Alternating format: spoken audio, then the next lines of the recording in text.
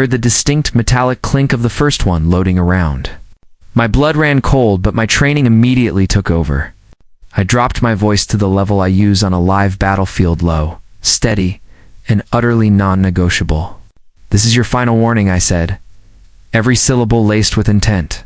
"You are trespassing on private property and engaging in felony impersonation of law enforcement.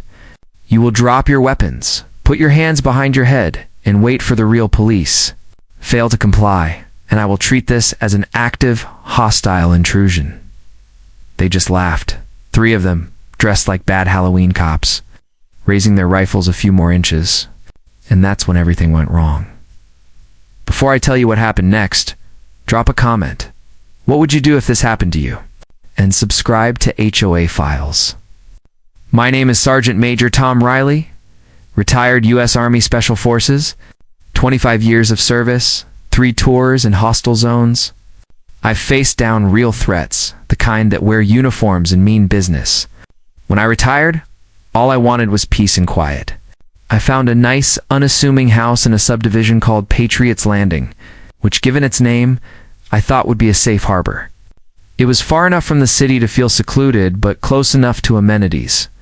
It was perfect. At first, the trouble started, as it always does in these stories, with the HOA.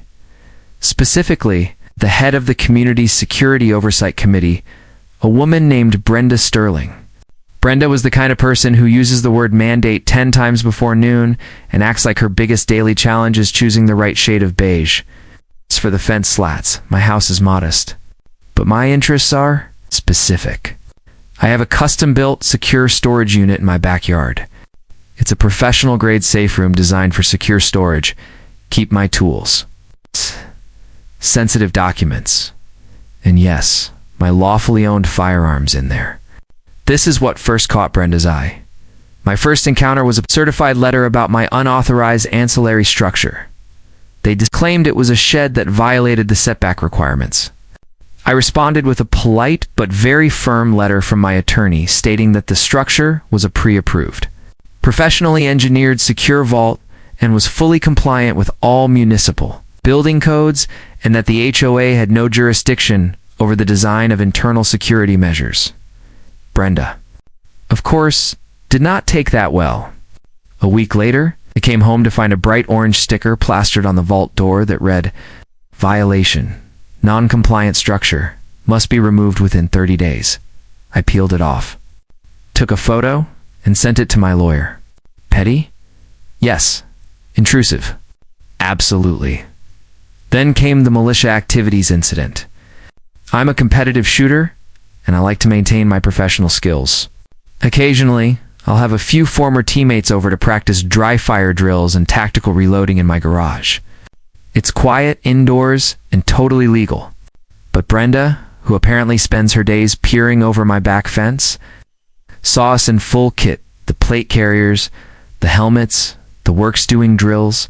She freaked out. I received a formal letter citing unauthorized paramilitary activities and disturbing the peace, the letter demanded. I cease all such activities, citing a new, non-existent bylaw against weaponized dress codes. I was livid. I called Brenda directly. "Brenda," I said, barely controlling my voice, "I am a decorated combat veteran. Those are friends of mine, also veterans. We were practicing, quietly, indoors. You have no right to dictate what clothing we wear or what training we conduct on my private property. As long as it's within the law." "Mr. Riley," she replied, her voice icy and brittle, "Patriots Landing is a family community, not a training camp for your private army. The sight of those men in uniform is frightening to the children and damaging to property values. You will stop or the board will take action." She hung up before I could respond. It was a clear escalation, a declaration of war. I ignored the letter, and my friends kept coming over. But I started noticing strange things. My trash cans were moved.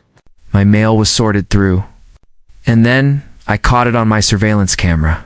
Brenda walking right up to my property line, taking pictures of my garage door with a massive telephoto lens. My sense of peace was completely shattered. I felt like I was back in a high-threat environment, constantly under surveillance. The major turning point came a month later. The HOA held a special emergency meeting. I didn't attend, but I read the minutes. They had passed a new bylaw, completely fabricated one. Obviously, that required all residents to register all firearms with the HOA Security Committee. The stated reason? Community, safety, and accountability. The bylaw then went a horrifying step further, stating that any resident deemed a security risk by the committee must surrender said firearms to the HOA until a full compliance review could be completed. It was insane. It was unconstitutional. It was terrifying. But they had passed it, and they were ready to enforce it. I immediately called my attorney. "This is beyond the pale," he said. "This is clearly illegal, but they're using intimidation tactics. We need to file an injunction." "I don't have time for a lawsuit, Bob," I said. "They're coming for them." "I know it." My attorney did his best, sending a preliminary letter demanding they rescind the bylaw. But it wasn't fast enough. I woke up the next day, a Tuesday, to a loud, authoritative knock on my door. I looked through the peephole. Standing on my porch were 3 men. They weren't police. They weren't security guards. They were residents, all wearing matching, cheap, black tactical vests over polo shirts. They had badges clipped to the vests that simply read, "PL Estates Enforcement," and they were carrying equipment. Specifically, they were carrying firearm cases and zip ties. I opened the door, keeping the security chain hooked.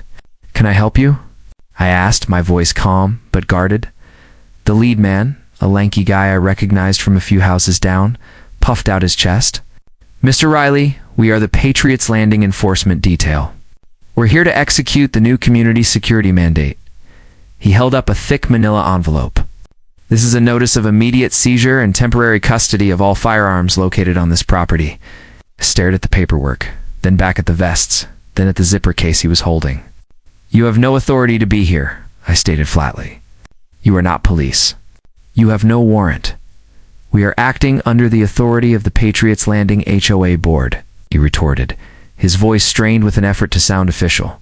"Compliance is mandatory. Failure to comply will result in an immediate lien on your property." "A lien on my property is not a warrant to seize my legally owned firearms," I countered, adrenaline starting to spike.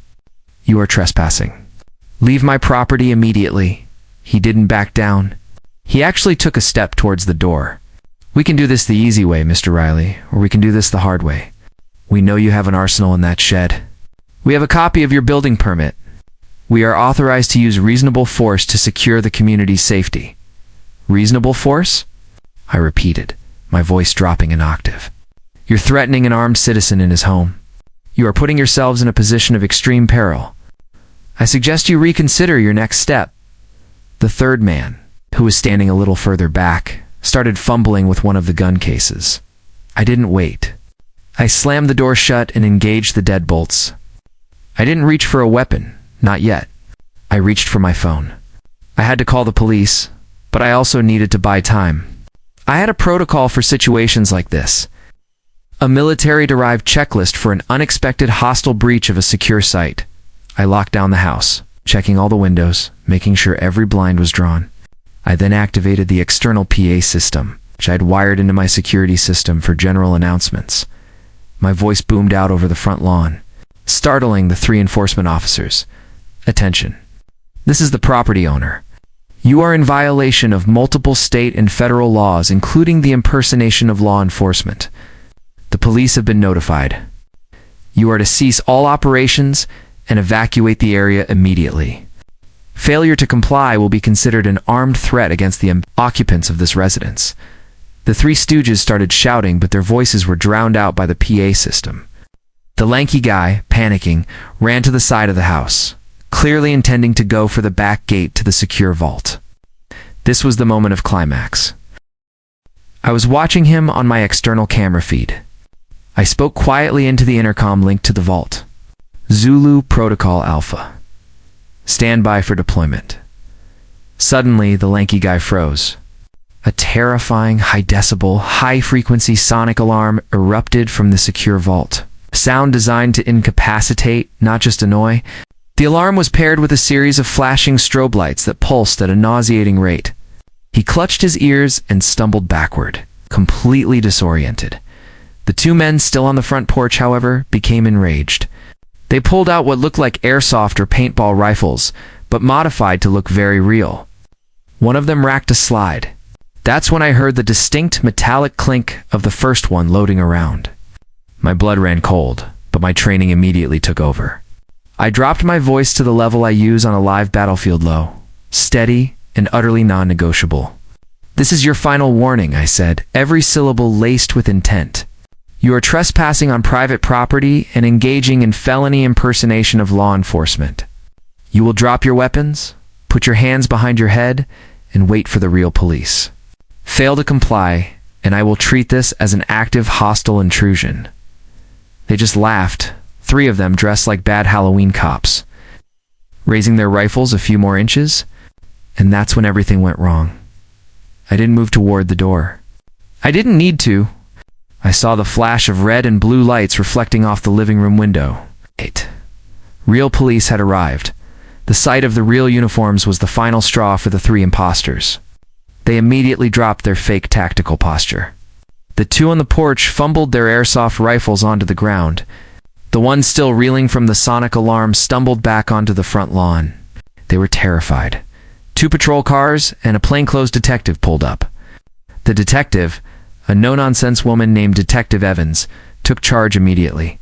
She looked at the 3 men in vests, then at my house, then back at the men, and her face hardened into a mask of professional disbelief.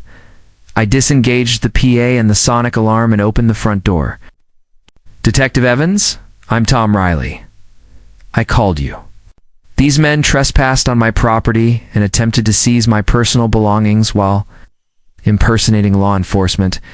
Detective Evans turned to the 3 trembling men. "Sir, step away from the house. All 3 of you. Show me your identification." The leader of the group, his face pale, stammered, "We're the Patriots Landing Enforcement Detail. We were just executing a community security mandate. This man is a security risk." The detective picked up one of the abandoned airsoft rifles and gave it a quick inspection. "This is not standard issue, and that badge means nothing. You are not police. You have no authority here. You are currently under arrest for felony impersonation of a police officer and attempted theft." They tried to argue, to cite their HOA by law, to bring up Brenda Sterling, but the detective wasn't having it. The sight of 3 grown men in cheap tactical gear being read their rights and handcuffed on my front lawn was pure, unadulterated payback. Brenda Sterling, the great puppet master, arrived a moment too late. Screeching up in her SUV, she jumped out, her face contorted in outrage. "What is the meaning of this? You can't arrest them. They were following my orders. I am the head of the security committee." Detective Evans barely glanced at her. "Ma'am, I suggest you retain an attorney. You are likely facing charges for conspiracy and aiding and abetting. Your mandate is a serious felony and completely null and void. Step back and stave off Mr. Riley's property." Brenda stood there, paralyzed, watching her entire authoritarian fantasy crumble right in front of her. Her face, her reputation, her power, it was all gone in one swift, highly public police action. The aftermath was decisive. The 3 stooges faced criminal charges. Brenda was removed from the board, facing a mountain of potential legal trouble from the HOA, the residents, and of course me. I didn't press the theft charges, but I did secure a permanent restraining order against Brenda and the 3 men, banning them from coming within 500 feet of my property. I returned to my life of quiet solitude. My secure vault stands unviolated. My privacy is restored. I learned a powerful lesson. Sometimes the biggest bullies operate under the guise of fake authority. But when confronted with actual, unwavering professional protocol and the real weight of the law, their elaborate charade collapses instantly. My peace is secured, for now. But in this neighborhood, you never know what new, ridiculous bylaw is being drafted in the dark.